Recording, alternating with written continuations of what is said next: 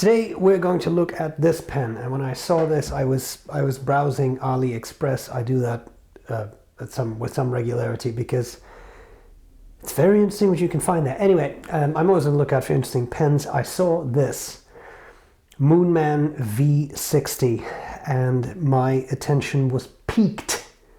It's not attention, is it? My interest was piqued, is the expression. Why is this so interesting? Well, once upon a time there was a company called homage, and homage made a triangular fountain pen, rouleau triangle, so rounded off sides. In my mind, beautiful design. That pen was called the 360, and homage has gone under. And the pen family has re-released 360s, but in fancy materials. Arco bronze, Arco, the Arco Verde. Very, very expensive pens. Now, I've always liked the original homage 360, especially the large model, the Magnum. So when I saw this, I thought that looks like an incredibly close pen. And given that homage has gone under, you can't really purchase new 360s anymore unless, again, you go to pen family, but those are limited editions, they're fancy materials, they're very, very expensive. This is not a dig at the pen family, I'm just saying that's $2,000 pen. This was not even 40 Canadian, so I was quite interested in it. Now, the comparison's not entirely fair, there's no Arco, I know that, but even with the original 360s, one of my all-time favorite pens is the homage 360 Magnum, which is a larger version. I will show you that pen because that's the only original 360 I have as soon as I tilt the camera down. Give me a second. I will also record a shootout between the Magnum and this pen because I have the feeling people would be interested in seeing that. For now, today, we're going to focus solely on this pen. Now here's what I'm going to do. I'll cover the parts of the pen, I'll do a writing sample, I'll tell you what I like about it and what I don't like about it. But in this case, I feel that there should be a little bit of a discussion on ethics. Now, because not everyone's interested in that, I will leave that till the very last. But just so you know, that is coming. Okay, let's get started. All right, let's have a look at this Moonman actually V60. I'll put it right next to a Pilot Metropolitan. So a little bit larger in length and certainly a bit more girth. I think in this case, even though this is not the fountain pen shootout, which I will record, just because I know people will want to see it, here is an homage 360 Magnum. So just to be sure, if you're not very familiar with the 360s, this one is bigger. Yes, but that's because it's the Magnum. The original homage 360 was that size. I have owned, I don't know, one or two of those, but ended up selling them again. And so this is the right size. It's not that it's smaller than the original. There are detailed differences between the two, but again, just to make this video not too long, I will save that for the shootout. If you're really interested in that, I'll point out all those things as the time comes. So here we have the V60. It is, I bought it for $36.79 Canadian on AliExpress. There was a couple bucks of shipping. The whole thing was under 40 bucks. I think it was 39 something. You can get them in extra fine and fine nibs. I think I saw medium at some point. I don't remember if that's really correct. I think I saw that. I would have obtained this with the broadest nib I could. That much is certain. Triangular design, rouleau triangle, so rounded sides in both cap and barrel. That's the whole point of the 360. Piston filled, which is quite nice. They came in this sort of black, a red, a yellow, and a white is what I've seen so far, but I betcha there's more finishes coming. And like I said, it's a resin. The original is a slightly different color. I don't know how well the camera picks this up, but I would say this V60 is truly black. The Magnum I have is more of an extremely dark blue, and it is a little different. Again, for now, let's not go too far into this kind of comparison. I'll focus on this pen. So what are the parts of this pen? On top, that very interesting profile of the rounded off sides triangle. We have the ski slope clip, very similar to that of the original 360. We have the Greek key center band, also very reminiscent of the original. On the back it says Moonman, not homage, of course. We have the barrel, and then we have the piston turning knob, which is fairly smooth. I won't operate it too much because there is ink in the pen. With a satisfying snap, this cap pops on and off. We see another Greek key down there. I'll try to zoom in. Oops, sorry, I got stuck in my cord. I'll try to zoom in a little bit. Greek key down there, and here we see the Moonman nib, which, in all honesty, reminded me a little bit of the Mont Blanc nibs with the gold on the outside and the kind of rhodium color. I doubt this is rhodium, but in the center. So it says Moonman. It has the Moonman, I'm assuming, logo. It says China, and it says F for fine. And then we have what looks like plastic ABS something feed, again a bit Mont Blanc-ish in shape. The originals had an ebonite feed, at least the Magnum does. Comfortable pen. I like the Magnum a little better than the original 360, but again, this is what I could get now, so I got this. We have the cap lip there that keeps the cap into place. It's a nice shape, nice size. This pen is not meant to be posted. On the original 360s, a lot of people did that. It puts a lot of strain on the cap because of the triangular profile. At least that's what I was told. I'm not a structural engineer, but as a result, they cracked a lot near the cap lips. So you've got to be a little careful. I wouldn't post this. Clearly, this is the size that for me, being able to post would be nice, because this is kind of pushing it size-wise, but still quite nice. I did measure the ink capacity. It's a couple weeks ago now.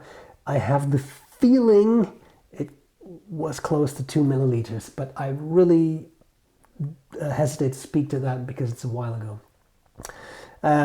There we have it. I think we should see how it writes.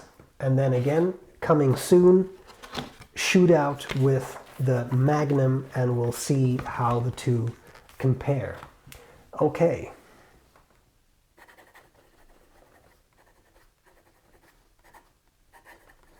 Almost row 3, see that? Yeah. This is the fine steel nib, and the ink is Waterman Blue Black. If I use this without any pressure, as I'm doing now, you see the nib is on the drier end of things. It is not so dry that it won't write, but you can see the difference in ink saturation with and without pressure. So what I will do, but I waited with that until after the review, or I will wait with that until after the review, is for my personal use, I'll make this nib wetter, which is very easy to do. And I would like it to write like this. Okay, so drier, but I've seen pens that were so dry out of the box. This didn't come in a box, this came in a little plastic sleeve. That's why I didn't show it to you. I've seen pens that were so dry you couldn't use them. This is not like that. Okay, and by the way, do you see that tiny gap? Look very carefully at the piston turning knob. A little bit of a gap between that metal band and the knob. I found it to be very smooth piston, by the way. I can show you same on the Magnum, but bear in mind my piston broke and William Shakur fixed it, so I don't know if that gap has always been there or if it's just because it's been fixed, right? Okay.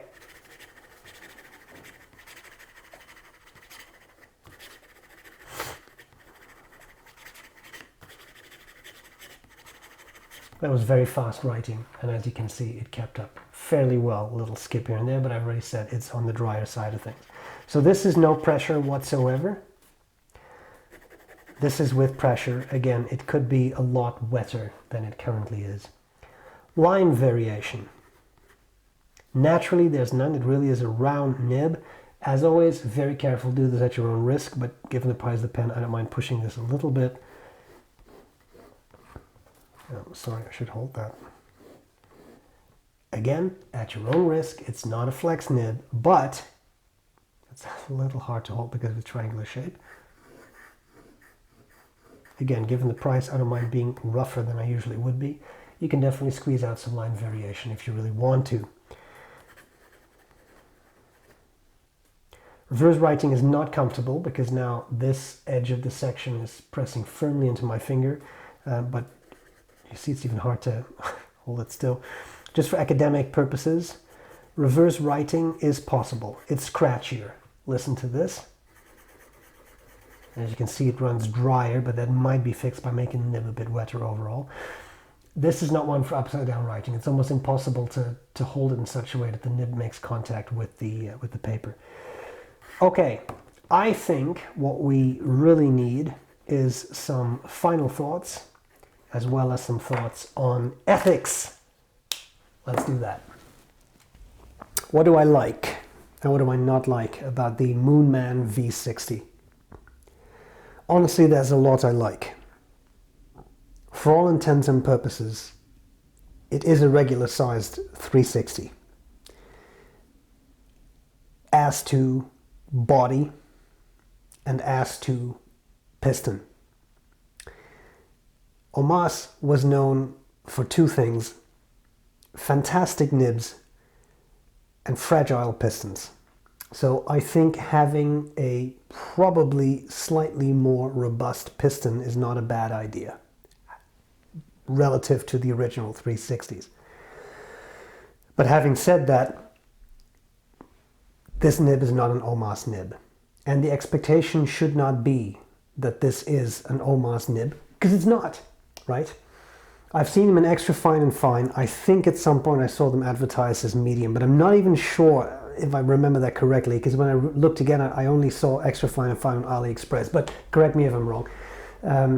It's a nib, and it writes, and that's 100% true. It's not extremely scratchy, it's not particularly dry, it's a little on the dry side. I will make it a little wetter for myself, because that's my preference, but I will wait. I mean, until after the review, because otherwise I'm showing you something that's been adjusted. I think it's better to show you things as they come out of the box. If there were a box, this came out of a little plastic sleeve. So I like these things. Piston, good ink capacity, nice nib, maybe a little dry for my likings, but that's okay. Nice nib. I think the biggest advantage to this pen is that for the people out there who missed out on the original Homage pens, but who would like to try a 360, because a triangular pen is something else, and there are a couple out there, but they're not that easy to obtain. Definitely not when it comes to the original Homage pens. If you want to give it a shot, hey, 40 Canadian is not that bad, right? And whatever currency that works out to in wherever you are, you get to try it out. I find it incredibly comfortable. That's to me the main reason I love the Homage 360 Magnum. It's not just how it writes, it's not just the original shape, it's how comfortable it is. I hope really powerfully that Moonman is going to do V80, or call it what you will, but a Magnum sized version of this pen, because I will buy it. Straight ahead, I will buy it. Now let's talk about some things I don't like. I'll try to really show you the pen side by side, this pen and the Magnum I have, in the shootout I will do, and I will do that as soon as I can.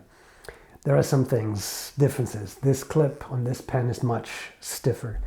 The inner cap is a little different on this pen. Tom Westerich of Penboard did a fantastic a post on Facebook where he disassembled this pen entirely, and so he comments on what's different from the Homage. He's an Homage expert, so it was very interesting to see that. The inner cap here is a little different. Some people commented online that it can scratch the barrel a bit. I did notice my barrel has one micro scratch. It really is a micro scratch. I'm not bothered. On a $40 pen, I really don't care. But some people would, right? So be aware that can happen. I will say, on my Magnum, the pen dries out. When it's capped, it can dry out. This pen does not dry out. So this inner cap they have designed, it does what it's supposed to do. Nib could be a little fancier, could be a little better. I'm the first one to admit that, but it's a functional steel nib. I have nothing against it. But like I said, I do think there's one thing we need to address, and that's the ethics. And again, this discussion is not for everyone. I also know that from experience, because this ain't my first rodeo, as the kids say, people feel very strongly about homage pens from Chinese companies. Now, I think, here's my opinion, okay?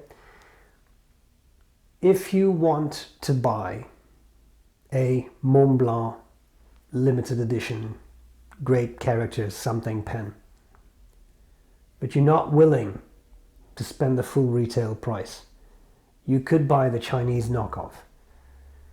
You should just be very clear and honest to yourself that it's a knockoff. In this case, Moonman recreated a pen, and to me, in this case, it's a little different. If a company, and it doesn't have to be a Chinese company, right? But we see a lot of these pens, I mean, let's be fair, we see a lot of these pens coming out of China. If a company says, I'm going to copy this pen, millimeter for millimeter, and I'm going to sell it as an original, that's a problem, because that's a counterfeit, right? That's counterfeit pen, that's illegal. If it is sold as something else, this pen is not called the Moonman 360, it's the V60. Okay, there's a 60 in it, I get it, but hey, it's not the same. They do not claim this is an Omas pen. I still think there is an ethical issue, but I'm not an ethicist. But what I will say is I do still think there's an issue. They could have designed something else, and instead they chose to copy down to the shape of the clip, down to the Greek key, the Omas 360. They don't claim it is a 360, but the reality is they've copied it with a couple of improvements. Now in this case, the only reason I feel a bit more positive towards that is this pen is no longer available. You can't go to a pen store and buy an Omas 360. They're no longer made. Again, there's the pen family, but that's a little different. Those are not original Omas pens. That's a different brand making that pen. So you could also say that that should not be allowed because they're basically copying, right? So just saying. I'm not saying I say this. I'm just saying if you want to take that argument that far, then that's what you should say. In this case, with the Greek key, with the metal band there, with the shape of the clip, with just everything, the Greek key down here at the section is a copy. It is a copy. Even if the nib is different, it's a copy. You can't deny that. But this does give people an opportunity to obtain this pen for not a lot of money, a lot less money than original Omas would cost, and at least try it out. You can still buy Omas 360s on eBay, on all the sort of pre-owned fountain pen places. But is it for you? Because a triangular grip, as B.R.E. Brown can say, this is one of the most comfortable grips I've ever held. That doesn't mean that you feel the same way. And then if you're going to spend $500, $700, $1,000, $2,000 on these kinds of pens, you're stuck with a pen. This is a relatively inexpensive way to try it out. And to me, it's a little different. A couple of years ago, I think it was Jinhao, but could be wrong. They basically made a Lamy Safari down to the nibs that were interchangeable with Lamy nibs. There I object a bit more because Lamy Safaris are available. You can go to any pen store in Europe, they will have a Safari. I don't know if it really matters whether an original is available or not, but I do find that, to me, a little different. At the end of the day, there's no discussion. It's a copy. And if you don't like a copy, you shouldn't buy it. And the reason I did was I could not control myself. I love the 360 so much, I had to try it. You shouldn't post a 360. It puts stress on the cap, by the way. They're not really designed for that. But I love it. I'm happy to have it. Because my 360, the Magnum, broke. The piston broke. My dear friend William, Earl of Nottingham, was able to make a replacement part, but still, it's not as functional as it used to be. I use it, but it's not as functional as it used to be. So I'm really happy to have this. And you know what? If I drop this and I step on it, it's 40 Canadian. It's not nothing, but I mean, it's not $500, not $1,000, which is what you would be paying for 360s at this point. I would really like the community to weigh in on this. And it's going to be a heated debate, and people have very, very strong feelings about this. I know that some people would say it's completely legal to do this because the patent has expired and all that kind of stuff. I know some people feel that way. I know other people say this is wrong under any circumstance. It should not have happened, and you should not have reviewed that. If you feel that way, sorry. But like I said, I couldn't control myself. I did it because that's just the maverick I am. But let me know what you feel. I've heard some things, cracked caps, I think. I have not been particularly sensitive with this one because that's part of my review process. I haven't noticed anything except for that, again, one little micro scratch on the section where the inner cap hits. It's been good. That's all I can say. So, would I buy it again? Oh yeah. And I swear to St. Nibius, this comes out in Magnum sized, I'm getting it. Straight on. There won't be a second of hesitation. It'll be shopping cart, boom, done. So there you have it. I hope this was useful. There will be a shootout, and you can decide for yourself whether you should get this or an original. There we go. Hope this was useful. Thanks for watching. I really appreciate it. I'm glad to see you later.